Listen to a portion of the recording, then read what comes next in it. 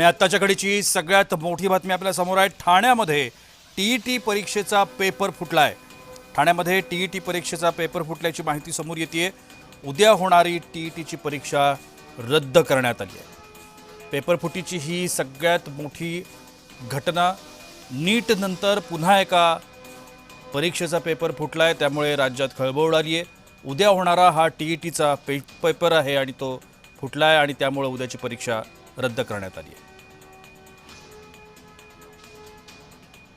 ठाण्यामधून ही बातमी समोर येते।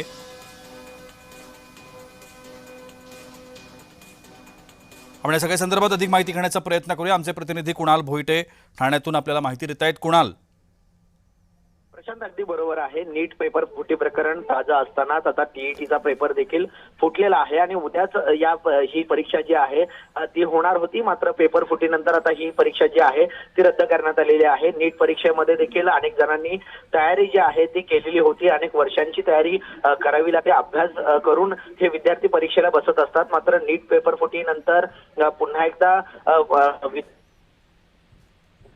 होताना टीईटी मध्ये देखील अशाच प्रकारची घटना जी आहे ती घडलेली पाहायला मिळते। त्यामुळे उद्या होणारा टीईटीचा पेपर जो आहे तो फुटलेला आहे आणि यामुळेच ही परीक्षा जी आहे ती रद्द करण्यात आलेली आहे।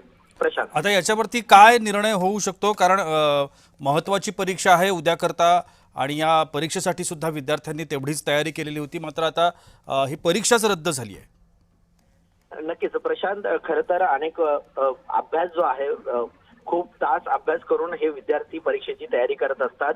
मात्र आता ही पेपर फुटी जी आहे ही विद्यार्थ्यांना डोकेदुखी ठरलेली आहे। कारण नीट सारखा पेपर फुटतो, त्यानंतर टीईटीचा देखील पेपर फुटलेला आहे। त्यामुळे विद्यार्थ्यांची ही डोकेदुखी वाढत चाललेली आहे। कारण विद्यार्थी अनेक तास अभ्यास करून देखील त्यांच्या मेहनतीचं फळ त्यांना मिळत नाहीये। कारण उद्यावरती परीक्षा असताना आज पेपर फुटणं ही सगळ्यात मोठी गोष्ट आहे आणि यामुळेच या सगळ्या संदर्भात महाराष्ट्र शासन काय नेमका निर्णय घेते किंवा या सगळ्या संदर्भात काय नेमकी चौकशी होते हे पाहणं महत्त्वाचं असणार आहे। कशा पद्धतीने हा पेपर फुटला, काय नेमकं घडलं होतं, याच्या पाठीमागे कोण आहे, या संदर्भातली काही माहिती मिळू शकते?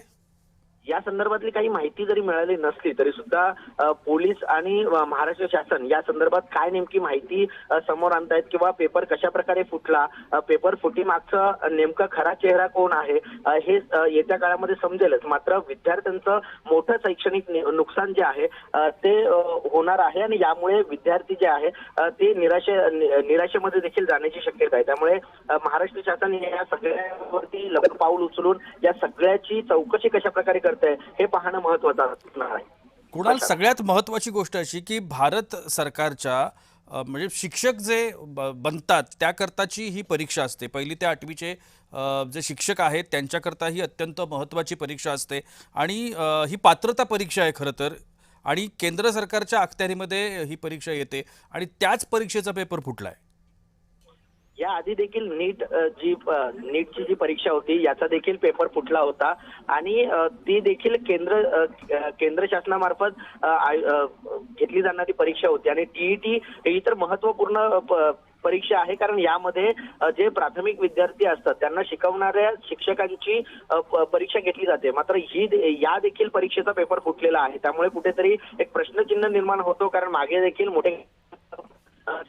मोठे क्लासेस चालवणाऱ्यांच्या हातांना बेड्या ठोकण्यात आल्या होत्या। या सगळ्या संदर्भामध्ये आता या पेपर फुटी मागे कोण आहे, नेमका खरा चेहरा कोणाचा आहे हे पाहणं महत्त्वाचं असणार आहे। मात्र या सगळ्या प्रकरणामध्ये महाराष्ट्र शासन काय भूमिका बजावते हे पाहणं महत्त्वाचं असणार आहे। नक्कीच, म्हणजे एका बाजूला जर आपण विचार केला कुणाल या परीक्षेचा, तर ही परीक्षा ठरवते की शिक्षक विद्यार्थ्यांना शिकवण्यासाठी पात्र आहेत की नाहीत।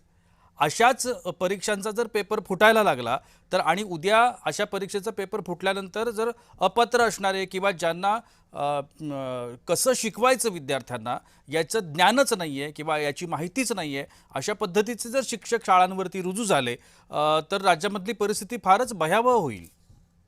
खरं तर राज्यामधलीच नाही तर जे लहान मुलं आहेत ही उद्याचं भवितव्य आहे असं म्हटलं जातं.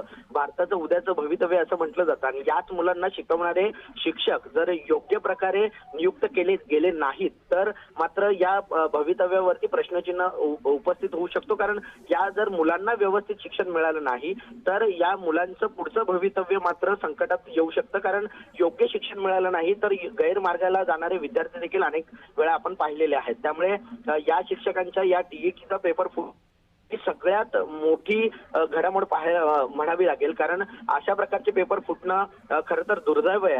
कारण लहान मुलांना शिकवणाऱ्या शिक्षकांनाच जर योग्य शिक्षकांनाच जर नियुक्त केलं गेलं नाही तर मात्र मुलांचं भवितव्य धोक्यात येण्याची शक्यता आहे. निश्चित. आणि दुसरी गोष्ट अशी ना की आता ज्या पद्धतीनं पेपर फुटीची प्रकरणं समोर येत आहेत, म्हणजे नीट सारखी परीक्षा असेल किंवा आता टीईटीची परीक्षा असेल, या संदर्भात बोलताना आपल्याला आश्चर्य वाटतं की राज्याचं जे परीक्षा घेणारं जे काही प्रशासन आहे तेच आता त्या स्तराचं उरलं नाहीये का, अशा पद्धतीची एक शंका निर्माण होते.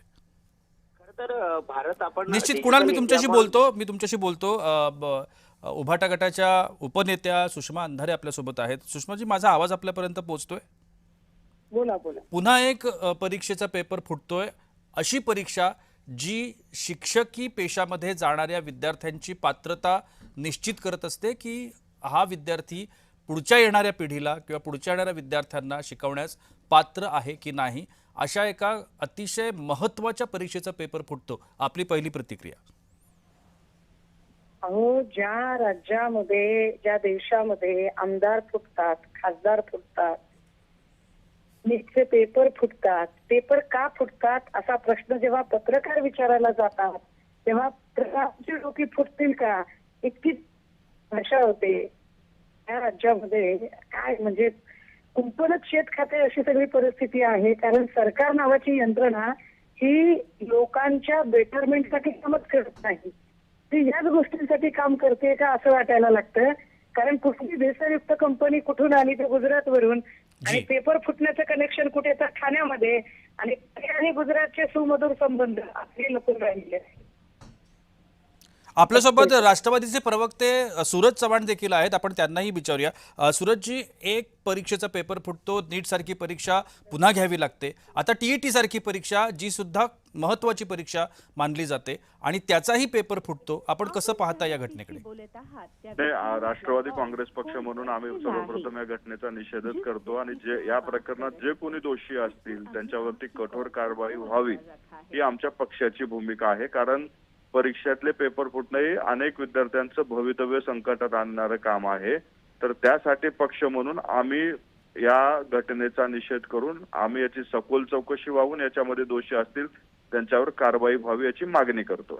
अशा पद्धतीचं धारिष्ट्य होतं विद्यार्थ्यांसाठी. महत्त्वाच्या ज्या पायरी परीक्षा आपण याला म्हणू की ज्या विद्यार्थ्यांना ज्या क्षेत्रांमध्ये जायचं आहे त्या क्षेत्रामध्ये जाण्याकरताच्या या सगळ्या एंट्रन्स एक्झाम आहेत असं आपल्याला म्हणायला पाहिजे. आणि त्याच परीक्षा, अशा पद्धतीचे त्या परीक्षांचे जर पेपर फुटत असतील तर हे दुर्दैव आहे राज्याचं. नक्कीच. ज्या गोष्टी ज्या करतात त्या चुकीच्याच आहेत, त्याचा पाठीशी घालण्याचं कारण नाही. या प्रकरणात जे कोणी दोषी असतील त्याच्यावर कारवाई करण्यात येईल असं सरकारच्या वतीने आम्हाला सांगण्यात आलेलं आहे. आम्ही मगाशीच एक व्यक्तीशी बोलणं झालं ज्या या संबंधित आहेत म्हणजे या प्रक्रियेच्या, त्यांना मी सांगितले व कठोर कारवाई करा. कारण ही काही चांगले नाही. ज्या विद्यार्थ्यांनी मेहनत केलेल्या, कष्ट केलेले त्यांच्यावरती कुठंतरी अशा पेपर फुटीमुळे परिणाम होतो आणि चांगले विद्यार्थी मागे पडतात. तर ह्याच्यामध्ये सखोल चौकशी होऊन दोषीवरती कारवाई करण्यात यावी अशी आमची विनंती आहे. नक्कीच. धन्यवाद सूरजजी, आपण आमच्याशी बोललात त्याकरता. आपण यानंतर बोलूया. आपल्याला उभाटा गटाचे नेते अंबादास दानवे आपल्यासोबत आहेत. अंबादासजी, माझा आवाज आपल्यापर्यंत पोहोचतोय? नीट परीक्षेनंतर टीईटीचा पेपर फुटतो. राज्यातली ही स्थिती आणि एकूणच परीक्षा प्रक्रिया आहे त्याच्यावरतीच प्रश्नचिन्ह निर्माण करणाऱ्या या घटना आहेत. कसं पाहता तुम्ही? हे पहा, नीट जो पेपर फुटला, नीट तर पूर्ण राष्ट्रीय स्तरावर आहे जी, पण त्याचं केंद्र हे महाराष्ट्र राहिलेलं आहे. आणि आता टीईटी म्हणजे शिक्षकांची पात्रता परीक्षा आहे ही जी. जर जे शिक्षक विद्यार्थी घडवतात त्यांचाच पेपर फुटत असेल तर मला असं वाटतं कुमकुवत राज्य सरकार किंवा मग कुमकुवत नसेल तर भ्रष्टाचारी राज्य सरकार जी याला कारणीभूत असंच म्हणावं लागेल. आता कसं बघायचं म्हणजे आता आपण विश्वास सर्वसामान्य जे विद्यार्थी आहेत, सर्वसामान्य पालक आहेत, जे मोठ्या अपेक्षेनं अशा पद्धतीच्या एंट्रन्स एक्झामना विद्यार्थ्यांना बसवत असतात, त्यांनी कसं बघायचं या सगळ्या गोष्टींकडे आणि विश्वास कोणावर करायचा? आता पेपर फुटला, परीक्षेचे टाइम वाढवला जाईल, विद्यार्थी अभ्यास करतात. मला असं वाटतं वेळेवर परीक्षा झाला तर तो अभ्यासाचा जो केलेला आहे त्याचा पेपर देण्याचा एक आनंद असतो, मजा असतो, समाधान असतं. आता जर वेळेवर ती परीक्षा मी खूप दिवस अभ्यास केला ना, आता परीक्षेचा पेपर फुटला आणि ती परीक्षा पुढे ढकलली तर माझा उत्साह ओसरून जात असतो. मी परीक्षा त्या दमाने त्या जोमाने देत नाही. जी. आणि म्हणून मला असं वाटतं या राज्य सरकार ज्या पद्धतीनं वागतंय, राज्य सरकारची यंत्रणा आहे जी. कमकुवत, त्याच्यामुळे या सगळ्या गोष्टी होते. तुम्ही आता कशा पद्धतीनं या सगळ्याचा पाठपुरावा करणार आहात, कशा पद्धतीनं सरकारला या संपूर्ण गोष्टीमध्ये धारेवर धरणार आहात? राज्याचं अधिवेशन सुरू आहे, या अधिवेशनात हा प्रश्न येणार आहे का? विषयावर काही चर्चा झाली परवा, जी. पण आता आम्ही सभागृहात चर्चा करतो. सरकार म्हणतं फुटणार नाही, प्रत्यक्षात पेपर फुटतायत. आता करायचं काय? मोर्चे काढतो आम्ही, धरणे धरतो, निदर्शन देतो. आम्ही विरोधी पक्ष म्हणून याच्यावरती काय करायचं? आम्ही तर पेपर घेऊन तर कोणाला नेऊन नाही देऊ शकत ना, की बाबा गुपचूप घ्या आणि पेपर गुप्तपणे ठेवा आणि तिथं फुटला नाही पाहिजे. याचं काम आम्ही नाही करू शकत ना. याचं काम सरकारचं आहे ना शेवटी. जी. धन्यवाद, आपण आमच्याशी बोललात त्याकरता. अंबादासजी दानवे आपल्यासोबत होते. आपण आता जाणार आहोत, कपिल पाटील आपल्यासोबत आहेत, जे शिक्षक आमदार म्हणून सुद्धा त्यांनी काम केलेलं आहे. आपण त्यांना प्रश्न विचारू. कपिलजी, माझा आवाज आपल्यापर्यंत पोहोचतोय? येतोय. नमस्कार. जी नमस्कार. पेपर फुटला पुन्हा एकदा, जसा नीटचा फुटला होता तसा आता ही शिक्षकांची एंट्रन्स एक्झाम आहे, पात्रता परीक्षा आहे आणि त्याचा पेपर फुटतोय. कसं पाहता आपण या घटनेकडे? नीटची आता फेर परीक्षा झाली, पेपर नाही फुटला नीटचा, पण आता टीएटीचा फुटला. जी. हे जे होते वारंवार याचा अर्थ की आताच्या या घटना नाही आहेत. गेल्या अनेक वर्षामध्ये पेपर फुटीची लागण वाढत चाललेली आहे आणि वेगवेगळ्या परीक्षांची चे पेपर फुटत आहेत. याचं मुख्य कारण असं आहे की शिक्षणाचं खाजगीकरण आणि व्यापारीकरण ज्या पद्धतीने गेल्या 20-25 वर्षात आपण केलेलं आहे, जी. त्याची ही अटळ परिणिती आहे. मुलांना, पालकांना करिअर करायचं असतं आपल्या मुलांसाठी आणि मग त्यासाठी पाहिजे त्या मार्गाने जाणं हा त्याच्याचा स्वस्त उपाय असतो, सोपा उपाय असतो. आणि इथेच त्याचा फायदा ही सगळी खाजगी कोचिंग क्लासेस, ही सगळी केलेली यंत्रणा घेत असते. प्रशासन असेल, यंत्रणा असेल परीक्षेची आणि खाजगी क्लासेस यांचं एक नेक्सस असतं आणि त्याच्यातून ते पेपर फोडले जातात. ते फुटत नाहीत, ते फोडले जातात, पोचवले जातात. आता ते उघडकीला येतं म्हणून ते आपल्याला पेपर पोचवले की जात नव्हते ते फुटलं म्हणजे कळलं, एवढंच याच्यातला भाग आहे. जी. हा संतापजनक भाग आहे. नीट परीक्षेनंतर 7-8 मुलांनी आत्महत्या केल्या देशभर आणि जेव्हा फेर परीक्षा झाली तेव्हा त्याच्यात 2 लाख मुलं परीक्षेला बसली नाहीत. याचा अर्थ 2 लाख मुलांच्या स्वप्नांची राख झाली ना. आपण त्यांच्या पदरात फक्त वैफल्य टाकलं, पालकांचा पैसा गेला आणि मुलं त्याच्यातनं फार त्याचे जे मानसिक परिणाम होतात ते आणखी दीर्घकाळ टिकणारे असतात. ही सगळी यंत्रणा आहे. आता ही टीईटी परीक्षा तुम्ही कशाला 10 परीक्षा घेतात शिक्षकांच्या भरतीसाठी? एक लोकसेवा आयोगाकडे काम द्या, चांगले क्वालिटी शिक्षक नेमा. ती यंत्रणा सरकारी असल्यामुळे अकाउंटेबल असते, विश्वासार्ह असते. या खाजगी यंत्रणांकडनं होणाऱ्या परीक्षांना कोणती अकाउंटेबिलिटी नाही, कोणती सुरक्षितता नाही आणि कोणती पारदर्शिता नाही आणि त्यामुळे हे घडत राहणार. त्यावर घाव घातला पाहिजे. हे आपण जोर चित्र बदलत नाही तोवर हे बदल घडणार नाही. हे काही या शर्त आणि त्या शर्त घडतं अशातला भाग नाही. देशभर हे घडत आलेलं आहे. त्याचं मुख्य मूळ आहे, ही कीड आहे, ही खाजगीकरणात आणि व्यापारीकरणात आहे आणि त्याचे आपण सगळे बळी आहोत. नक्कीच नक्कीच नक्कीच. धन्यवाद, तुम्ही आमच्याशी बोललात त्याकरता. माजी शिक्षक आमदार कपिल पाटील आपल्यासोबत होते आणि त्यांनी देखील आपलं मत या